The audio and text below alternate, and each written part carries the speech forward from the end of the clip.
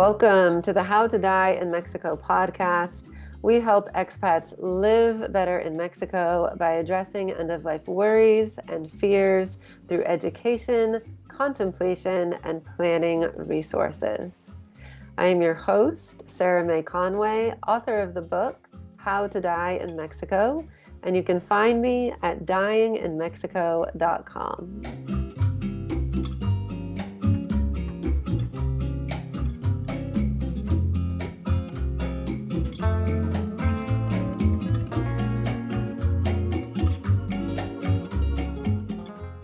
Today I'm speaking with Elis Regina, a yogi, death worker, and host of both Spanish-speaking and English-speaking death cafes in La Paz, Baja California Sur.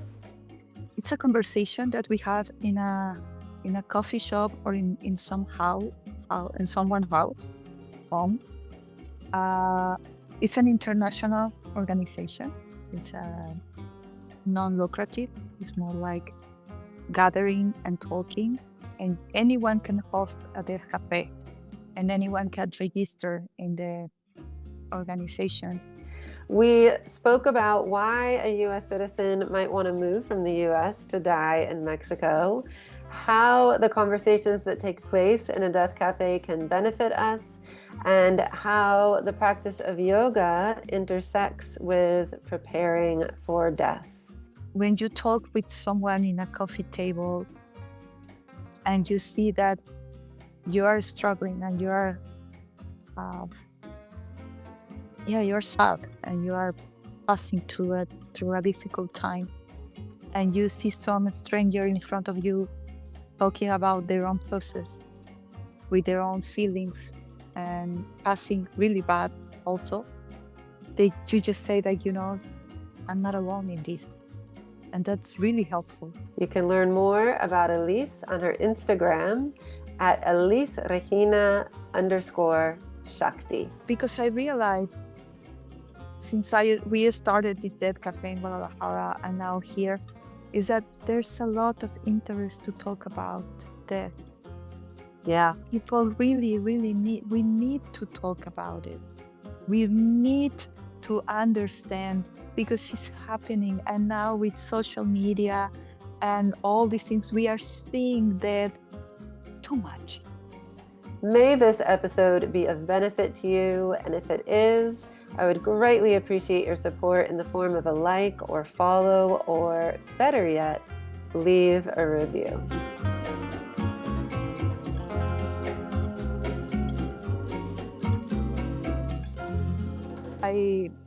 We started with the Death Cafe. I started in Guadalajara with a friend, and then I came to La Paz, and she stayed in Guadalajara, and I did my own Death Cafe here. And it's precisely because of that, because even if we have this country with the death in so many aspects, in the culture, since pre-Hispanic, I was going to say invasion of the conquer. Uh, uh, we did have a lot of connection with death as a ritual, and we still have the celebration of the Day of the Dead, and we have the funerals are very. If you have been in a very local funeral, it's something so unique. Yes, it's a huge party. Yes. Yeah, and everybody gets. There's a lot of food. There's a lot of alcohol, and it's like a 3 days party. So, and still we don't get prepared at all for death, and it's a conversation that we don't have. And it's funny that you mention it, because when I said to some people that I was coming to La Paz and there was going to be a lot of gringos, they told me like they're preparing to death, and I was like, I didn't know that. I didn't realize that. I know that we have this migration from retired people who just are not working anymore and coming here and living more tranquility life in their lives. But I didn't realize that it was just they will stay here for the end of their lives. Mm, That's something kind of new, not too much, but yeah, I didn't. And because we don't have the infrastructure, and we don't nothing is clear here for you guys. It's legally, you know, in organization is not nothing is clear. So why would someone would like to come here and have the hardest process or all, mhm, like when someone dies, no one is prepared enough, and there's a lot of bureaucracy in mhm, the houses and all these funeral homes and everything, and you don't have enough papers to provide to authority or everything. So everywhere is complicated, but here is harder. I I mhm, I I think that guide, it's amazing. It's something really really good and useful, because we talk about in the Death Cafés about living abroad, mhm, and who is going to tell your relatives, mhm, what is going to happen. Also, who is going to find you? Because if sometimes you live here alone, you don't have you have friends, but very I don't know, independent somehow, yeah, and you are here alone in your house, and something can happen. It doesn't have to be like you're sick or something. You can be just a fall, or and who is going to find you? So we talk about that in a very uh it's funny because the dead cafes are very cultural. It's not therapeutic group. It's not therapy, but mhm, they all the people that is involved in the conversation, they bring the subject to the table. They think about that, and the funny and the amazing thing of the conversation is that someone think about that a little more, and you get something with that talk. You get mhm, something with yourself, like, oh, I can make a list and put it on the fridge. I don't have to tell my family, or this is my friend Rosaline and she's going to call you. No, I don't have to do that. I can put it on the fridge. I didn't think about that. That's a good idea. And mhm. yeah, that's what we do with the conversations. It's occurs to me like a lot of people listening to this, like maybe they don't even know what a death cafe is, you know? Like, I'm really curious, if you could just say a little bit about what is the Death Cafe? But I'm also really curious, like, as you're saying, you came to La Paz and people are like, oh, there's so many gringos there.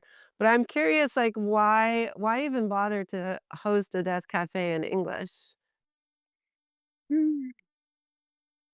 Because I think for me, it was more like the experience of Mhm, seeing if culturally some people were more prepared than others.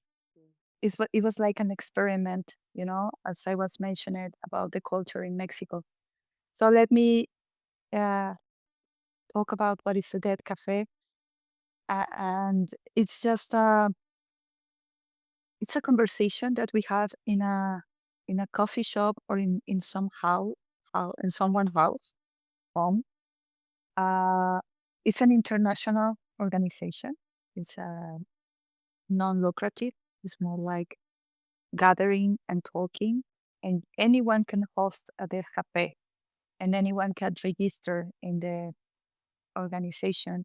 And there's some guidelines to lead, especially in the agreement that is not therapy, you know, because I personally don't think that it's appropriate also, because it's just one time. But we really believe that when you talk, you always feel better somehow, and you can discover something that you have to work on it, and then you can find the doula or a therapist or someone accompany to accompany this. I'm sorry if my English is sometimes it's No. not that good. It's not my main language, Per but um, At the beginning, I was doing the Death Cafés in my yoga studio in Guadalajara. And people came and it was kind of like, I don't know, like very formal. And I thought that no, I really want to take this out of the studio. I want to put it on a coffee shop outside, bring the conversation to a regular table and talk about it. Because we live in society that we just have so much fear of death and we don't want to talk about it. And if you say to someone because you love someone and you say, I'm gonna leave, I'm getting sick and this is my probably my last days, or people will shut you up. You will say, no, please don't say it. Don't talk about that. And that's kind of awful in the both ways, the person that is passing through that emotion and needs to talk about it and prepare herself, and for the person that is going to stay and keep that conversation pending, you know, because that's something that after someone passes away, we say, I would love to know how he would like to be honored later, and that's just the case of dying, like death body, you know. Mhm. But we talk about grief, we talk about death and change, and a lot of things die in our lives, you know. Uh, our seasons die also, or we have stages in life. We have relationships that sometimes die. We have plans. We have projects. We have works. We sometimes have a house and then we don't have it anymore. And something inside of us also dies with every change. And when you talk with someone in a coffee table and you see that you are struggling and you are, uh, yeah, you're sad and you are passing through a difficult time, and you see some stranger in front of you talking about their own process with their own feelings and passing really bad also, Mhm. you just say that, I'm not alone in this. And that's really helpful. That's the therapy that we don't talk about and we don't put it on the table, but it really helps, you know. I didn't think that someone was passing through, and when you are passing through something difficult, that you know that you are not the only one.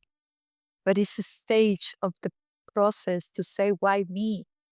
Why this is happening to me? This is not supposed to be happening. And in somehow we get it like a little personal, and no one is passing through to something like this, just me. And having this conversation really helps to understand that change is unavoidable and it's everywhere. And you have been experiencing change forever, but you didn't realize because some change is different than the other. But when you see it on the table, it's just change, Mhm. and you respect somehow other people process because it's a very friendly table, and that's my job, to keep the ambience friendly, respectful, that we share and we can listen, because sometimes we need, even when we are in a grief process, we really want to share, Mhm. that we really want to talk. And sometimes when you listen, you also get something, you know you're talking with yourself in another language when you listen to someone, especially if someone's pain. If you are in pain, you know, it's like your own pain talking to you in another language. And yeah, that's why we put it on a coffee shop. And since I was here, and there's a community in a lot of Americans, we decided in the coffee that I was doing the coffee, they only open in the morning. I love that coffee in La Paz also. So we decided to put the AM Death Cafe in English, Mhm. so and the PM Death Cafe in Spanish. So we can like get to both communities because also when I opened the first cafe in La Paz, three American people came. So it was like, they really want to talk about that too. Mhm. And the language was it was a barrier, you know. Here it was not. It's not that you can communicate when you order a water pipe or something that you do like it's short words and that's fine, you know, and you cut the sentences and you get the idea. Here is different because here is emotion. We Yeah. talk about emotion, so we really need the space. So that's why I open it an English uh, version in English with my English. That's great. It was probably way better than my Spanish. It's totally great. Well, yeah, so I'm curious about the experiment, so to speak. Like, of course, we're all human beings, right? But I am really curious, like, how, and of course, like what you talk about in the Death Cafe is private. So, but just in general, like, have you noticed, like, do the English speaking groups have the same worries and fears and concerns as the Spanish speaking groups? Oh, that's a very interesting question because no, it's different, you know, especially uh, the persons who come to the coffee, you Mhm, know, uh, like the Mexican people or well, I have, they're not only Mexican, I have people from Colombia, people who speak Spanish in La Paz, and Venezuela also have. They, they are more concerned about recent grief, a recent death. They it's that like the tools for grief they are not very known. All this literature of Elizabeth Kubler-Ross and all these books for grief processes mhm, they are not very known. In some sector, some uh, they are, but not mainly. You know, and sometimes people need to go to therapy, like a regular therapy, like psychological therapy to when they get really really stuck. mhm, And the idea of these sessions is not the dead coffee, like for grief process is to help to integrate the process, and then if we can go on, it's fine. But otherwise, we will have to go to therapy. So they always come with a recent death. It's more like passing through something. And Americans, it has been a little bit different. They come more with an spiritual and internal quest.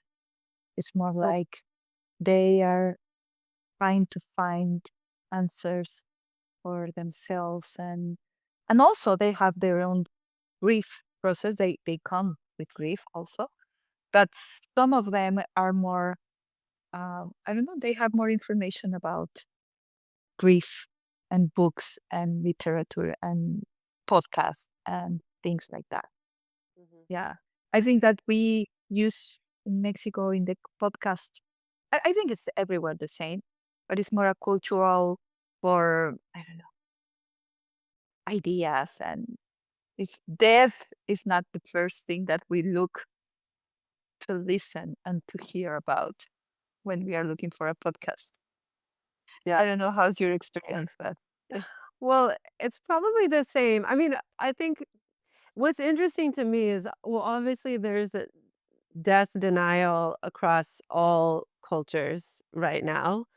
Um, it's, to some extent, it's just the world that we live in, whether it's capitalism or whatever it is, it's like we're in denial.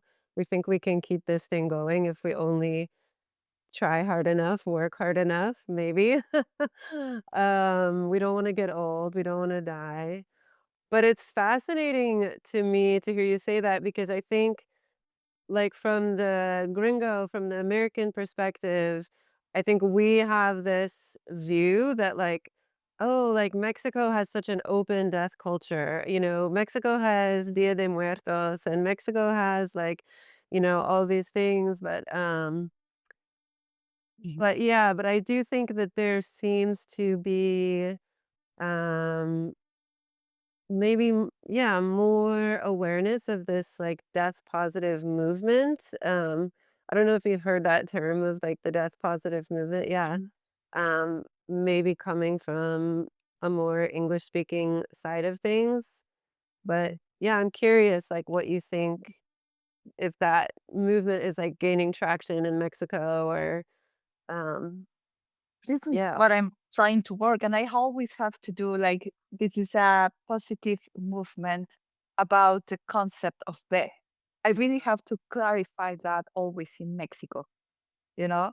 Is that a death positive movement here because they always get it like translated like, oh my God, she's promoting that, you know? Mm, And it's just I have to really clarify that it's just there's this positive movement around the world that we are, especially Americans, are more uh, opening this because I think Americans are opening a lot of positive movements for everything.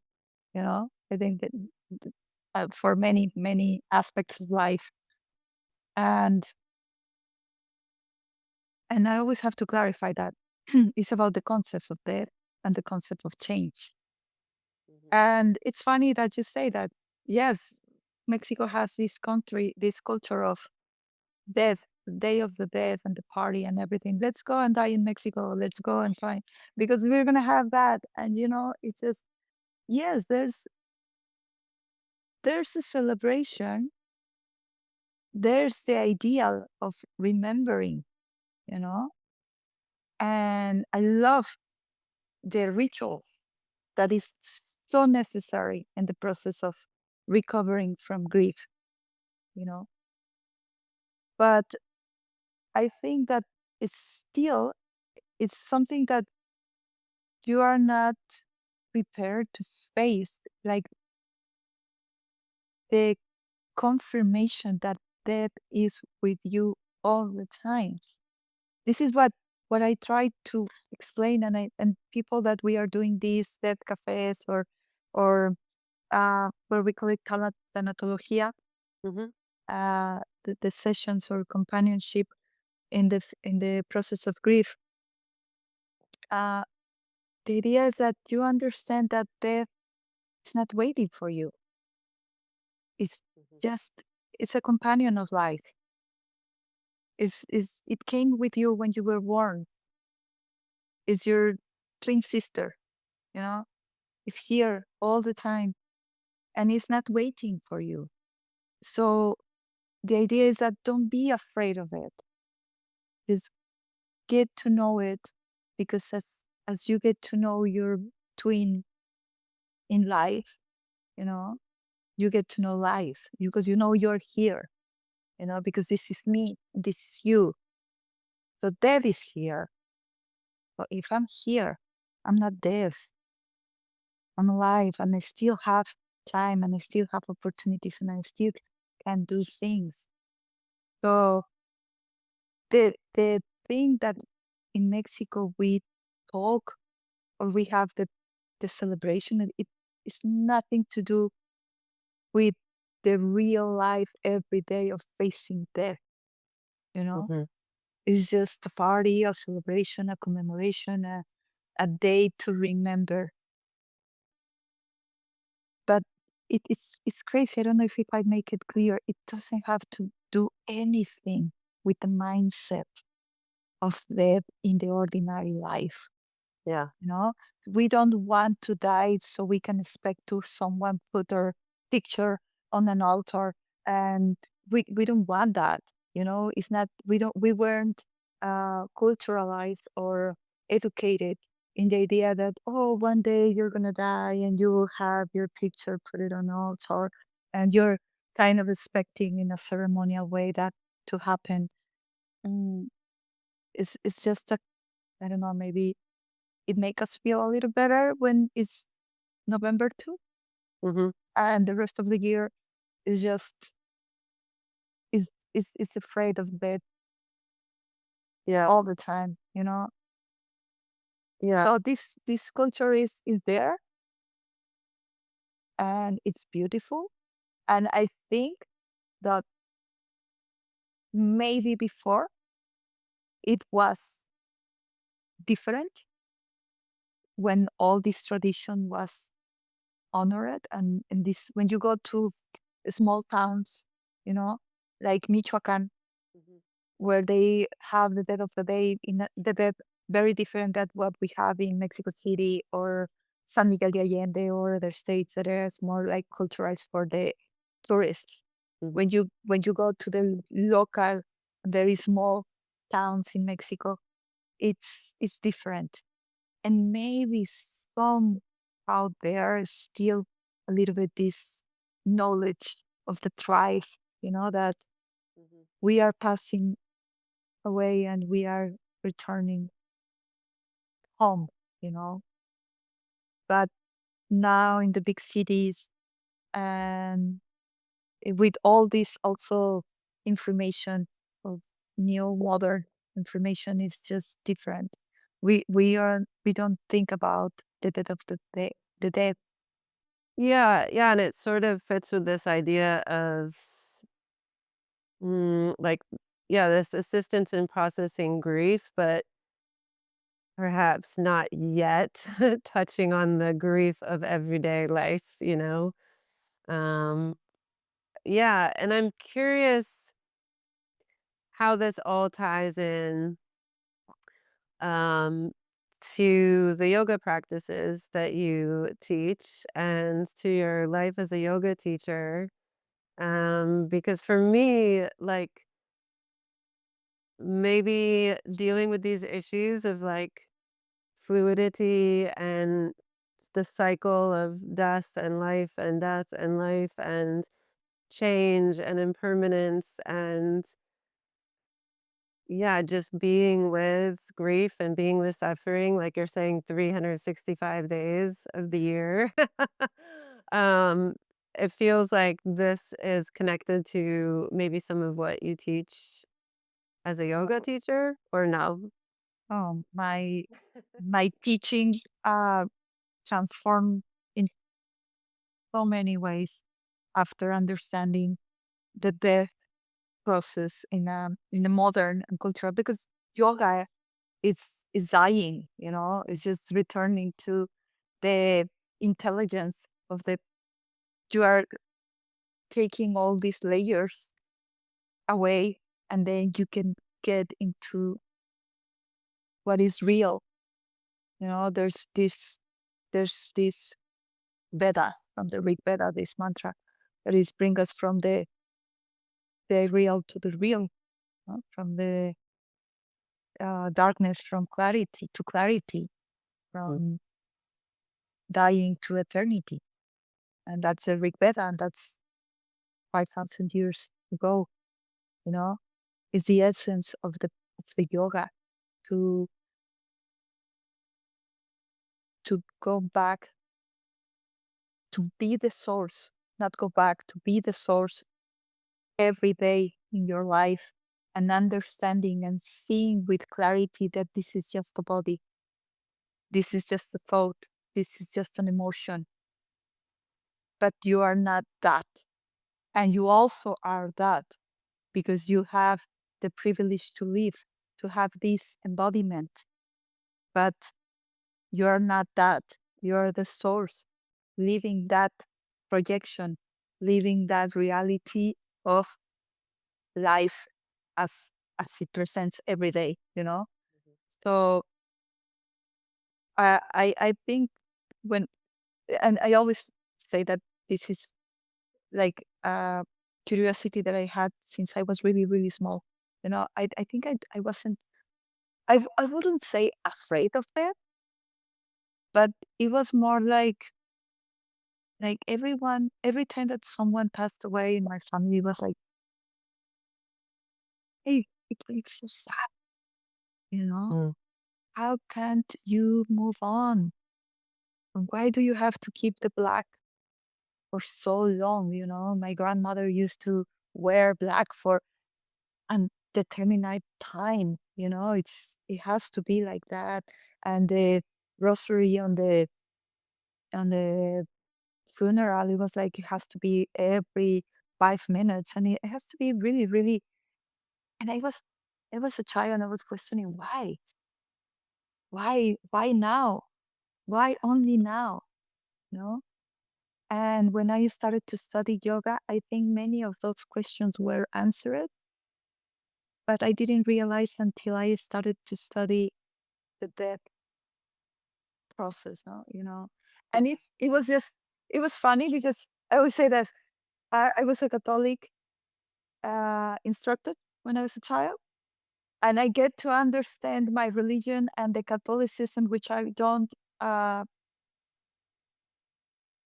anymore, practice anymore, but I get to understand it for real when I studied yoga. Mm. You know, Mhm. it was like when I studied yoga, it was like, oh, this, this is it. This is what it was about. You know, and I got the philosophies, and I say, this is the same thing. So for me, to answering your question is when I started to study the death, the process, never, it was like, oh, this is yoga. So this is it. This is the same thing, and that's what I think about knowledge. It comes to liberate us from thinking that this is just one way out of the Mhm. suffering. You know, so spirituality is a way of being free. It's back so that we can use to get free. And and yes, my practice and my teaching, of course, changed a lot.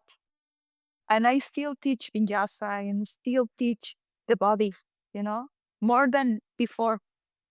I teach how to feel the body, how to recognize the body, so you can really, really know the part of you that you can really feel, that is there and it's happening there, because the thoughts are not happening all the time, and emotions are not happening all the time. They change really quickly.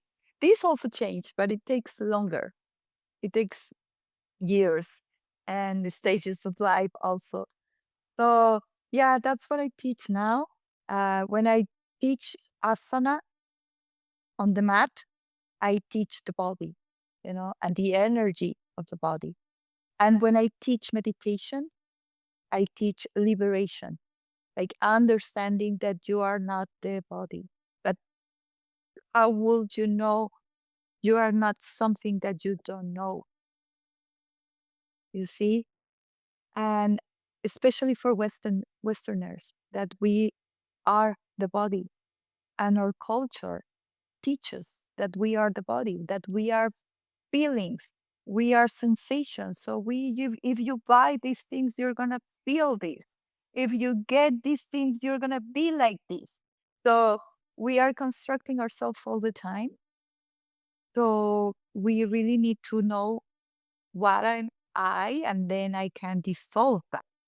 Yeah, no, it's really beautiful what you're saying, and I've had a similar experience, and yes, it's like, um, yeah, if I can really get to know the body, I can get to know the body as one aspect of me, my identity, um, but I also get to know that I am more than the body, and if I can really feel into, sense into, um, that I am more than the body, then that brings some peace, some ease around this idea that this body is not always going to be here, you know?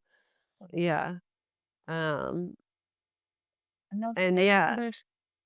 I'm sorry. it's an everyday process, right? Because we can have these moments in meditation where we have some insights of like, oh yes, I am more than just this body, this physical shape. Um, and then we get off the cushion and we go back into life and we forget. Yeah, totally. We get into one experience and we buy the entire experience with all the commodities that it come. And that's another. That's what I was going to tell you, that when you get to understand this, and you get to understand the body and the sensations, and that they change, Mhm, uh, you will have to face change many times. You know, as I was mentioning before, that change can be someone who passed away, and then your life. I always say to the uh, in the groups that when you die, when your father died and your mother died, you became an orphan. You know, so there's a newborn again, and that's something that we don't think about. Like I lost my dad, I lost my mom. No, you gain something. mhm, You gain a new personality. You gain a new life. Now you're an orphan. Oh, but that's hurts. Yeah, it hurts. It really hurts because we are afraid of the words, and the weight of the words. But if you just realize that you're just this new person and you will have to live with this new reality, you will find a way. It it mhm, it sounds cold, but it's just like that. Just because we are not talking about feelings right now. But this is when someone passed away. But in other cases, you get to know your body, and you get to know the energy of the body, and you get to know the mind in meditation, and you get to understand that something is not right. I'm not in peace. I'm not okay. I'm struggling. I'm fighting. I'm trying to survive. And when I'm in my source, I don't have to survive. I am, you mhm. know. So something is telling me, the experience is telling me something. And that's the hardest part of the yoga, of the life, that you will have to say no,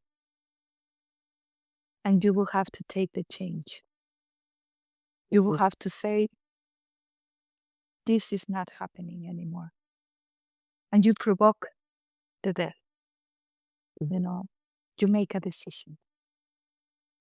When you make a decision, you are provoking change.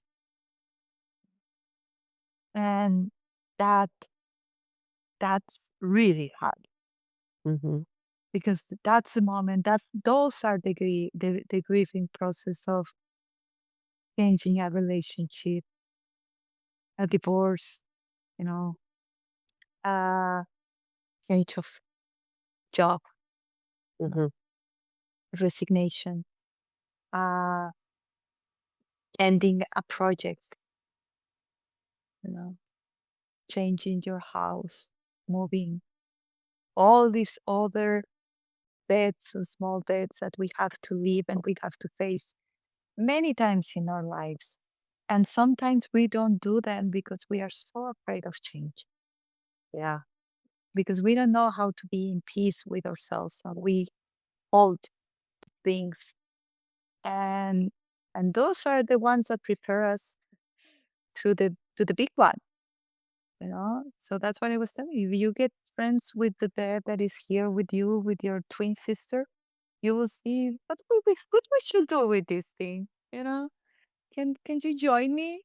Can we? I love the. I'm not a tarot reader, but I study a little bit the tarot cards and the symbol in medicine, and I love the card of the death. You know, because it means that it means to sit with the dead and see what heads we have to cut. You know, yeah, in life, what things that we need to take the decision of change, and you will have to cut the heads, and continue your trip, you know? Yeah. So those are, I think that that's why we do yoga, especially in a Western mind, you know, because facing death at the end of the days, of our days, it's going to be hard. It's going to be hard for us. It's going to be hard for the ones that we leave. We are never going to prepare someone enough. I always tell to my children that as much as I plan to prepare them, I'm making it worse. You know, as much as I want to make them free and they can be prepared and they can understand, I'm making it worse because I'm getting bigger, you Mm. know, for them. And that's the hardest, that's the job, you know, that's the job. And then you learn the legacy, you know, and you bring legacy into people's life as a mother, as a teacher, as a sister, as a daughter. You are always creating legacies with your actions. But the hardest part, and that's why we practice yoga, is because sometimes we will have to leave our own beds so many times, making decisions. Yeah, it's funny, like, yeah, this talk about because change is scary and we have so much fear around the unknown and totally like you're saying, like if we can really look at what are we so afraid of when it comes to the big unknown, the end of life, maybe we can be a little less afraid of the smaller unknowns. But yeah, this work of liberation is to be not I think we make the mistake sometimes that the practice is to somehow be liberated from the pain or the grief or the loss or the change, but it's really to be liberated from the fear, right? Because we could also look at all of these little deaths as, yeah, like you're saying, rebirth, exciting opportunities, We could be like, oh, we're on this grand adventure and something is about to change. And so I don't know what's around the corner. And it's like a time of excitement. But it's like all we have to do is just like flip that little Yes, switch, but everything is scary. sometimes it's really easy to face the fear. You Mhm. know, I've been looking at this picture here because we don't like this picture. I don't know, but if you know that you had a whale of that size behind your boat, you Mhm. wouldn't face fear. Of course, you will face fear. Yeah. You know, fear is gonna be there all the time. You know, and sometimes it's easy to face it, and Mhm. sometimes no, Mhm. because you love. That's the other aspect of fear, and that's the other aspect of grief. Love, Yeah. because you love so much. You love so much that idea of that job. You know, you love so much your stability. Mhm. Sometimes it's not the job, but it's the stability that brings that job with me. You know, you love so much that person. You love so much the person you are with that person, the dream about that. Mhm. You love, and then you are afraid to lose the love. You're you're afraid to lose the what brings into your life. Mhm. So I don't know if it's easy to just forget the fear or Mhm. let it out, because I think that's not in our nervous system is going to be there. It's Yeah. a response. It's a Mhm. response. But if we get to understand that that's only fear, Mhm. and that's okay. Mhm. But yes, I was thinking about how can this relate to the idea of people coming to other country to die. I just in a space dimension probably means I was thinking when you were talking, like, why will someone will come to die here? What is the psychology of that? Like, being more free, uh, passing through less, uh, I don't know, process in their main countries, or why? Yeah, it's interesting. I mean, I think it's true. Like this, the difference in cost of living is a big factor, and it does allow to bring more, yeah, intentionality to how we're living. And if I want to live more intentionally, if I want to have more free time, not have to, maybe I can work less because my money goes further in Mexico. And if I want to live that intentionally, why, I sort of in a way have to bring that same intentionality to my death because I mean, some people n do come here and get great enjoyment out of living in Mexico, and then at some point, they get scared and they go back. And they go back Scared of what?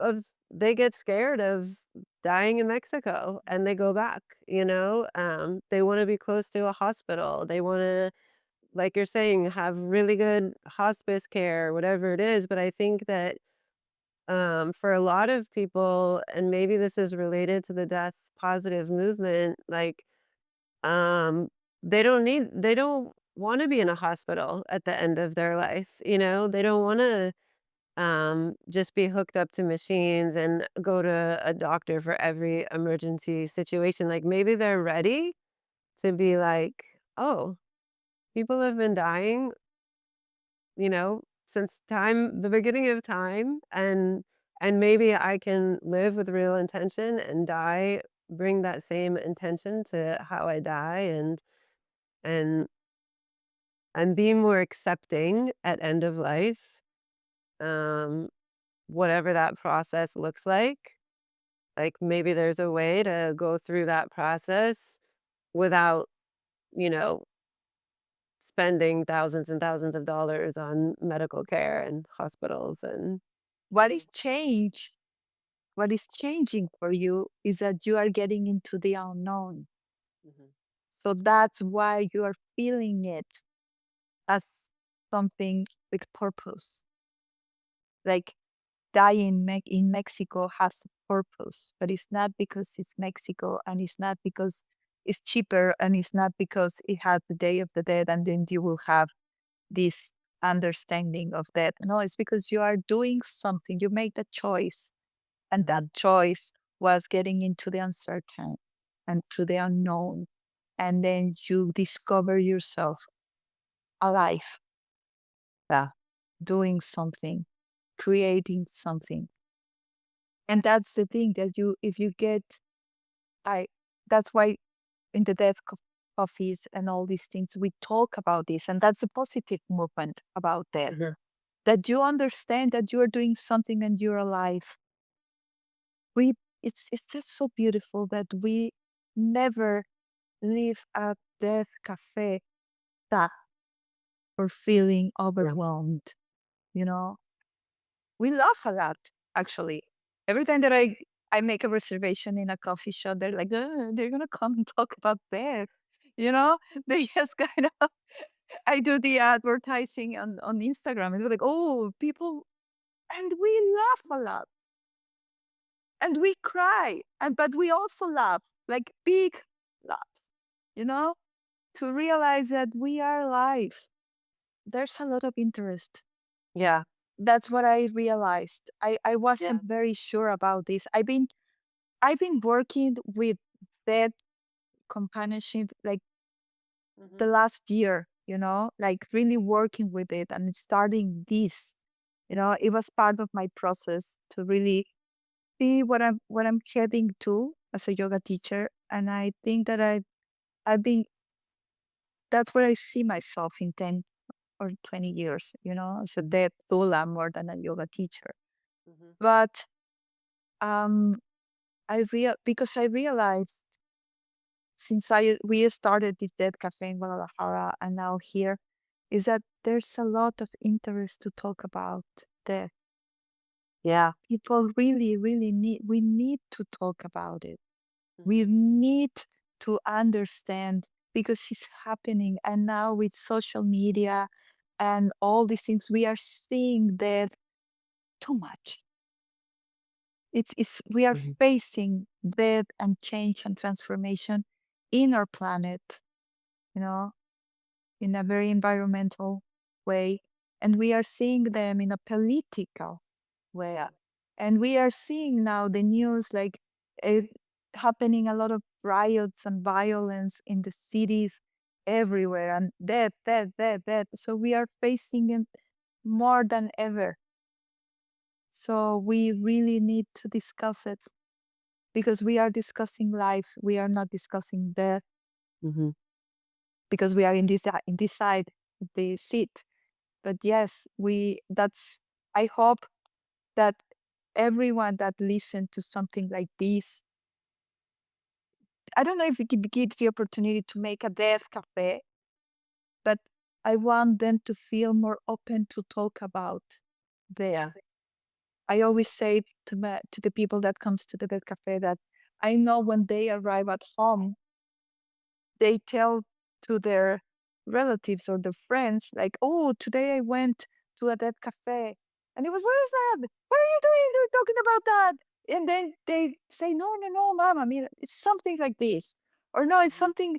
And then it changes. Yeah. And it starts like that. Like yoga with the Upanishads, when they were sitting and talking, we need to talk about that in a context of life. Hmm. We need to talk about that in we need to embrace change because if it's happening so quickly and we are never going to be prepared, but we can be aware. That's Yes. that's something that we really can do. Well, how can people, if people want to join the Death Cafe, if they want to find you, if they want to learn more about you? Well, I usually use my Instagram right now. I'm opening a project. The project is going to be Anicha. I'm sending you the information. I'm working on that. Uh, but I have Elis Regina Shakti. That's my Instagram account, and they can reach me out there. And I send I work. That's where I post the Dead Cafe, and soon we will have. I have another Instagram for the Anicha project and things like that. I think I really, as I told you, I'm seeing myself working with these more and more. I Yeah. think it's it's it's a devotion Mhm. for what I do. How can I honor yoga now? It didn't change. I'm still with yoga, but the language is different. Yeah. So yes, in my Instagram, Elis Regina Shakti, Okay. we can be in touch, and I will always send you the invitation. You're always welcome. Thank you so much for this moment. Thank you. Thank you, Elise. It's so wonderful to meet you, and I hope to meet you in person for you. Very close. Yes, exactly. Okay, well, have a wonderful day. You too. Enjoy. Okay, bye-bye. Bye bye.